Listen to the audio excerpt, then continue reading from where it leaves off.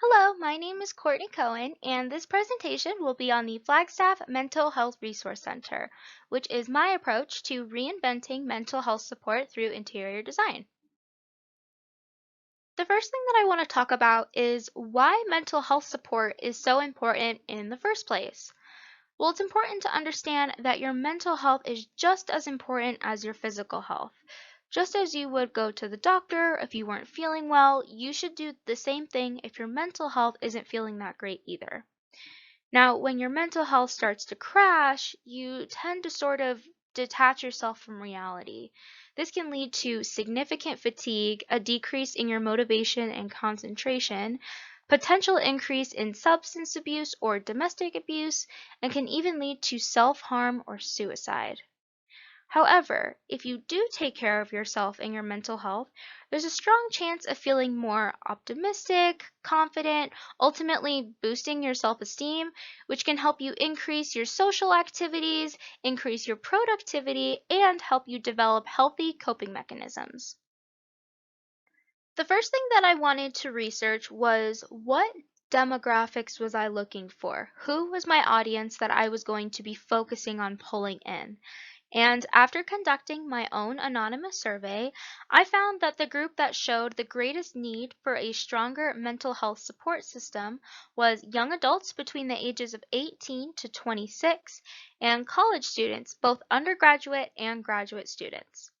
The survey also showed that when asked, almost 75% of people admitted to having experience with struggling with their mental health to the point of needing professional assistance.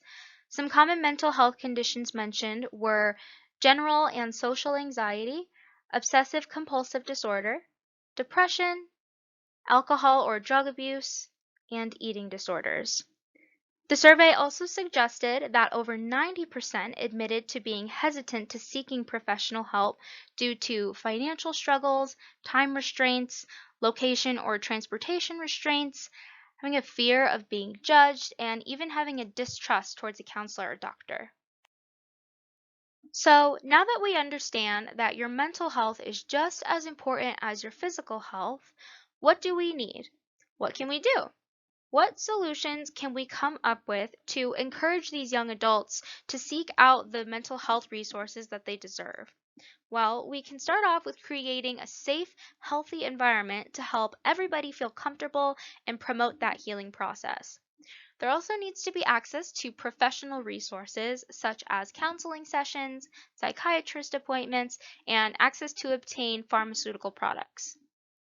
Access to self-help resources is just as important, as this includes meditation, yoga, exploring social spaces that are fit for everybody, and much more. Inexpensive mental health services are also important, as this addresses the financial struggles that was discussed earlier. And also ensuring that strategic interior design methods are implemented throughout the space is one of the most essential aspects of this project. Now, usually when you think of mental health care facilities, you think of something a little more institutional, sort of like a sterile, hospital-like feeling. You might even think of an old, creepy mental hospital. Well, I will tell you that that is not the case in this project.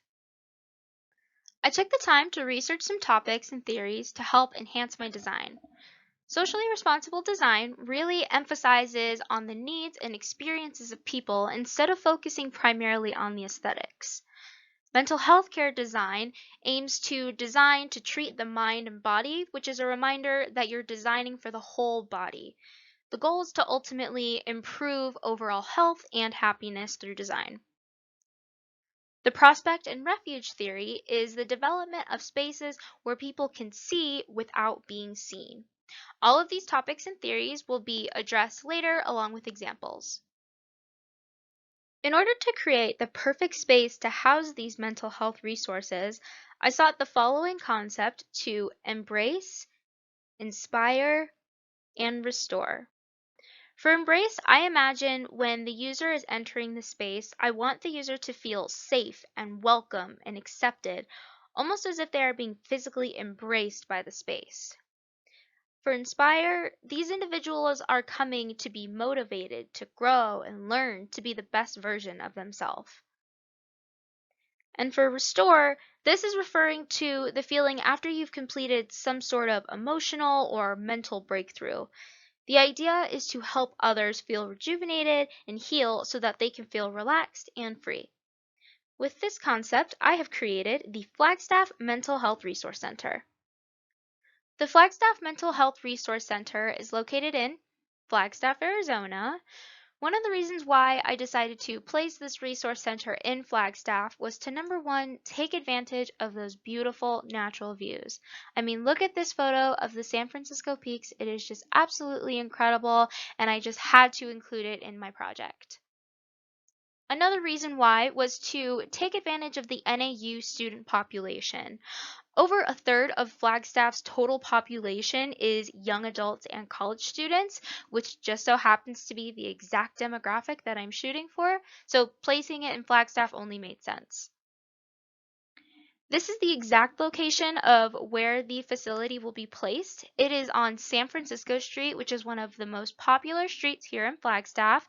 It's very close to downtown and also within walking distance to the NAU campus, but public transportation is also available.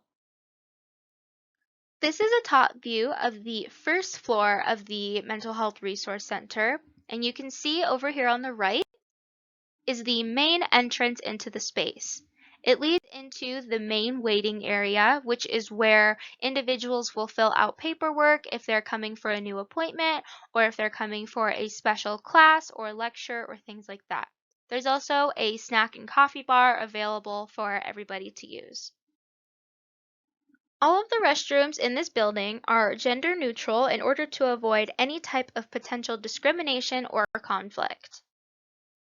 This is the main reception area. You can see that the front desk has a semicircle shape to it. The reason for this is that when I was doing my research on designing for healthcare facilities, something that kept popping up was making sure to use furniture pieces that were flexible enough to allow the staff members to have enough visuals to view pretty much everybody in the room. So you can see that this desk is great because it is flexible enough to have access to view all of the large public spaces. This is a perspective photo of the front reception desk. And you can see over here on the left, we have large windows, and these not only provide beautiful views of the exterior environment, but they also provide plenty of natural light. And natural light has been shown to have such a positive impact on your mental health, so it was really important to make sure that I included large windows throughout the entire building. There's also a custom ceiling piece that is right above the reception desk. It is made out of a cherry wood and it has built-in light bulb pendants as well as hanging indoor plants. Next, we have the glass partition behind the desk with a waterfall running over it, or a waterfall wall, if you will. This is great because it helps introduce that comforting feeling that we're aiming for, and not to mention it has plenty of greenery, which has also been proven to have a positive effect on your mental health.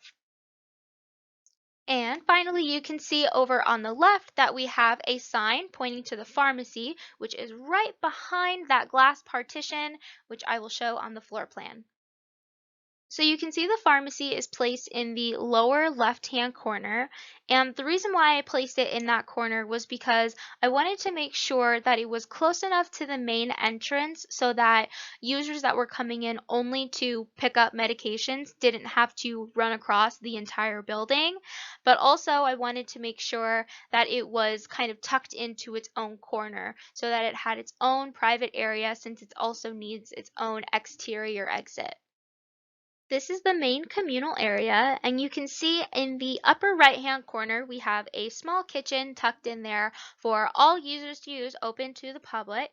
But this section of the communal area specifically is geared more towards those extroverts that want to mingle with others that are also using the resource center. You can see here on the left that we have the privacy pods, and these are geared more towards those introverts that still want to be a part of that communal area, but might not be comfortable directly interacting and mingling with everybody in that space. So these are great for those introverts because it allows them to still be a part of the community, but still establishing those boundaries. This is a perspective photo of the communal area, and you can see in the upper left-hand corner we have those privacy pods that I was just talking about. And these are great because the doors are actually a sliding glass, and this is perfect for providing still a sense of that community, feeling involved in the space, while also bringing in all of that natural light that's in that large public area as well. Next, we can see we have window planters, and this is important, and you can pretty much see in the rest of the design that including as much greenery as possible has already proven to show so many positive impacts on your mental health. So not only showing beautiful views of the exterior, but also bringing all of that greenery inside is an important aspect of the design as well. Next, we have the dining seating. So this is for those who might have cooked something up in the kitchen and just want to sit down if they don't want to sit at the bar. Next, there's that lounge seating just for people to sit and relax if they want to watch TV or listen to music or just chat with each other. Moving on, we have the multi-purpose room, and this is awesome because it is a neutral space to host all different types of activities and meetings and things like that, such as art classes, tutoring, AA meetings, or any other types of support groups. Next up is the yoga studio, and this space is awesome because not only can you get your exercise in here, but all of the yoga classes that are offered at the resource center are free to those who sign up. So that kind of helps with that inexpensive mental health resources that we had talked about earlier. And the last space on the first floor is the meditation room. This space is great because this is geared towards those who can take initiative to seek resources that they don't need any guidance. It would just be them by themselves in this space so that they can practice positive mindfulness techniques. And this is the second floor. So the second floor is a little different from the first floor in that the first floor was more focused on those public, more interactive spaces to encourage a sense of community, whereas the second floor is really focused on privacy, especially acoustical privacy, since this is for counselors and psychiatrists where there's going to be sensitive conversations happening. So, as I had stated earlier, all of the restrooms in this building are gender neutral in order to avoid any type of potential discrimination or conflict. Next, we have the smaller waiting area. This is for those who have already checked in downstairs for their appointment and are just waiting on the second floor to be called back to whoever they're going to be speaking with. You can see also that there is a table for snacks and beverages here as well. Next, there is the conference room, and this room is important because I wanted to make sure that I included a neutral space for all of the staff members to have any sort of sensitive conversations or meetings that they don't want to have in the staff areas or directly in their office. And moving on to the staff area, so this is for all of those who work at the resource center, and you can see that there is a full kitchen also offered just as it is on the first floor, as well as some dining seating and lounge seating for comfort. You can see that we have 6 counselors available on the second floor, and each of them actually have their office separate from the counseling area where they're meeting with their clients. And the reason why I did this was number one, I wanted to create a neutral space for everybody so that those patients that are having those conversations aren't distracted by any desks or personal belongings in the background. That way they can kind of just focus on themselves and everything that they're discussing in their meeting. Another reason for security purposes, that way the counselor is the only one that will have access to confidential files. And also, it gives a counselor their own space to decorate it as their own, and that way they're not kind of combining their counseling area where they're having those rough conversations as well as the safe space where they're supposed to be doing their own private work. This is a perspective photo of one of the counseling areas, and you can see over here on the left that we have light control roller shades. And these are perfect, especially for counseling areas, because everybody has different lighting preferences, and with your lighting preference can change your comfort level.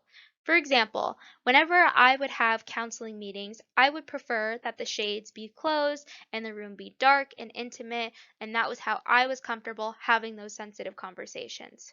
However, someone else but might be more comfortable with the shades up and lots of natural light flowing into the room, and they might be more open to have those conversations in that setting.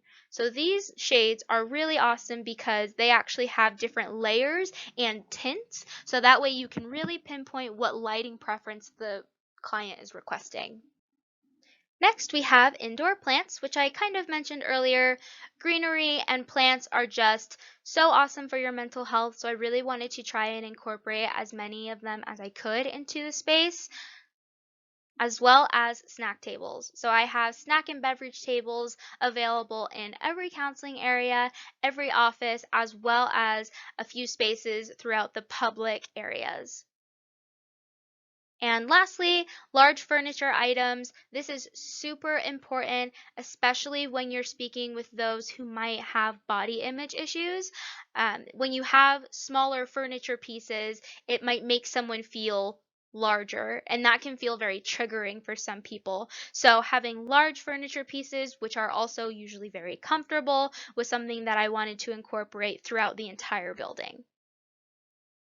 And lastly, we can see that we have 4 psychiatrist offices available right here down the middle. And these offices are perfect because this is for those individuals who are going to come and are looking to speak about potentially seeking medication, where the psychiatrist can then take that medication prescription and send it directly downstairs to the in-house pharmacy. So, just to go over a quick recap, we have socially responsible design, which really emphasizes on the needs and experiences of people over the aesthetics. And this is represented through functional spaces such as the pharmacy, the communal area, and the meditation and yoga spaces. Next, we have the mental health care design, which focuses on designing to treat the mind and body. Just a reminder that you're designing for the whole body, and the goal is to improve overall happiness and health.